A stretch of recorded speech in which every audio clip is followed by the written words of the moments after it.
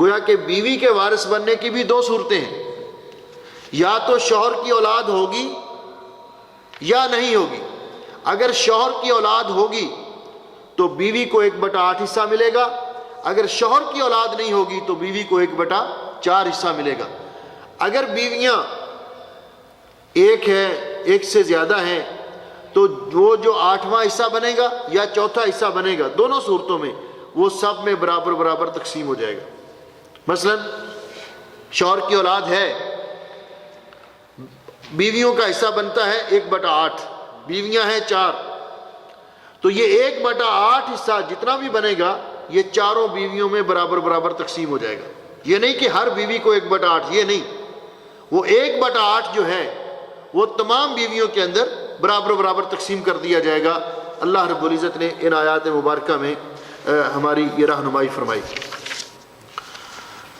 اللہ جل شانہ نے یہ جو حصے بیان کیے اور ان کے اندر آپ نے غور کیا، انہی آیات کو اگر آپ دوبارہ اچھی طرح دیکھیں تو اپنے ذہن میں یہ بات بٹھائیں کہ اللہ جل شانہ نے ایسی صورت میں بیان کر دی کہ جو اصحاب الفروض ہیں تو بھائیوں کا کیا بنے گا؟ اگر بہنیں یعنی میت کی بیٹیاں موجود ہیں، ایک بیٹی ہے، اس کے ساتھ کوئی بھائی نہیں ہے، تو اس کو 1/2 حصہ ملے گا۔ اگر بیٹیاں فوت ہونے والے کی 2 ہیں یا 2 سے زیادہ ہیں، ان کو 2/3 حصہ ملے گا۔ لیکن اگر بیٹیوں کے ساتھ ان کا بھائی بھی ہوگا تو پھر کیسے ہوگا؟ تو پھر ان کا یہ اسبہ بن جائیں گی، بیٹیاں اپنے بھائی کے ساتھ مل کر، میت کی بیٹیاں میت کے بیٹے کے ساتھ مل کر اسبہ بن جائیں گی۔ اسبہ کا معنی یہ ہوتا ہے کہ جو اصحاب الفروض ہوں گے ان کا حصہ دینے کے بعد، مثلا بیوی کا حصہ نکالنے کے بعد، اگر ماں اور باپ زندہ ہیں ان دونوں کا حصہ نکالنے کے بعد باقی جتنی جائیداد بچے گی وہ ان سب بہن اور بھائیوں میں 1 اور 2 کی نسبت سے تقسیم ہو جائے گی۔ ان بہن بھائیوں میں 1 اور 2 کی نسبت سے تقسیم ہو جائے گی۔ مثال کے طور پر ایک آدمی فوت ہوتا ہے، وہ اپنے پیچھے اپنا ایک بیٹا، ایک بیٹی، ماں، باپ اور بیوی چھوڑ کے جاتا ہے۔ تو ایسی صورت میں کیا ہوگا کہ اس کی جائیداد میں چونکہ اولاد ہے، بیوی کو ملے گا 1/8 حصہ، 8واں حصہ، اس کا 8واں حصہ نکال دیا۔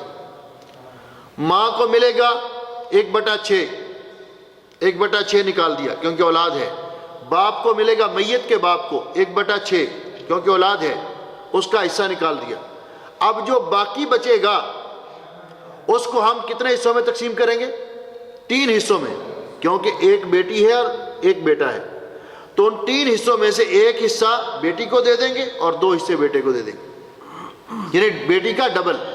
تو یہ طریقہ کار ہے اصحاب الفروض کا، یہ جہاں ذکر کیا گیا ان آیات مبارکہ میں۔ یہ مسائل ظاہر ہے مشکل مسائل ہیں، لیکن میں آپ بھائیوں کو یہ دعوت دوں گا کہ آپ قرآن پاک کی ان آیات کا ترجمہ اور تشریح ایک دفعہ خود پڑھنے کی کوشش کریں۔ اس کے بعد جو مسئلہ سمجھ نہیں آتا اس مسئلے کو پوچھیں، تاکہ جو ضروری مسائل ہیں وہ ہمارے علم میں ہونے چاہیے۔ میں نے پچھلے درس میں اس بات کی وضاحت کی تھی کہ یہ قانون وراثت لاگو ہوتا ہے کسی کے فوت ہونے کے بعد، کسی کے فوت ہونے کے بعد۔ اگر کوئی شخص اس میت کی زندگی میں فوت ہو گیا، مثلا ایک باپ کے 3 بیٹے ہیں، ایک بیٹا اس باپ کی زندگی میں فوت ہو گیا، پہلے فوت ہو گیا باپ سے، 2 بیٹے زندہ ہیں، تو جب یہ باپ فوت ہوگا تو اس کی وراثت ان بیٹوں کو ملے گی جو اس کی وفات کے وقت زندہ تھے۔ اس بیٹے کو وراثت نہیں ملے گی جو پہلے فوت ہو گیا۔ لیکن اب اس کی اولاد کیا کرے؟ ظاہر بات ہے کہ اگر اس کی اولاد کو اس کے چچاؤں کے برابر لاتے ہیں تو یہ چچے جو ہیں ان کے ساتھ ناانصافی ہے، کہ وہ میت کے براہ راست اولاد ہیں اور ان کے درمیان فاصلہ ہے، پھر وہ اپنے باپ کے بھی وارث بنے اور دادے سے بھی حصہ لے رہے ہیں، ان کو صرف اپنے باپ کی، جو قریبی ہیں ان کو کم مل رہا ہے صرف اپنے باپ کا۔ یہ تو کوئی نہیں کہتا کہ اگر ہم ان کے باپ کا یعنی اپنے دادے کا حصہ وصول کر رہے ہیں تو پھر ہمارے چچا ان کو بھی بھائی کا حصہ ملنا چاہیے، فوت ہونے والے بھائی کی جائیداد ان کو ملنی چاہیے، حالانکہ ایسے کوئی نہیں کہتا اور نہ کوئی قانون ہے۔ تو پھر ایسی صورتحال میں کیا کرنا چاہیے؟ تو شریعت نے وصیت کا حق رکھا ہے۔ وہ پوتے میت کے جن کا باپ میت سے پہلے فوت ہو گیا، ان کا اس طرح حصہ مقرر تو نہیں کہ میت کے جو مباشرتاً بیٹے ہیں ان کے ساتھ ان کو برابر کیا جائے، لیکن میت اگر 1/3 مال تک ان کے بارے میں وصیت کرنا چاہے تو جائز ہے، وہ وصیت کر سکتا ہے۔ بلکہ بعض ممالک کے اندر اس کو الوصیۃ الواجبہ کہا جاتا ہے کہ وہ لازمی قرار دیتے ہیں تاکہ ان جو میت کے یتیم پوتے ہیں ان کو بھی کچھ مل سکے۔ لیکن بہرحال یہ وصیت واجب تو نہیں، اس کا اختیار ہے وارث کو، وہ اگر ان کے بارے میں وصیت کرنا چاہے تو کر سکتا ہے۔ اسی طرح جو جائیداد انسان اپنی زندگی میں تقسیم کرتا ہے، قانون وراثت میں نے کہا کہ لاگو ہوگا کب؟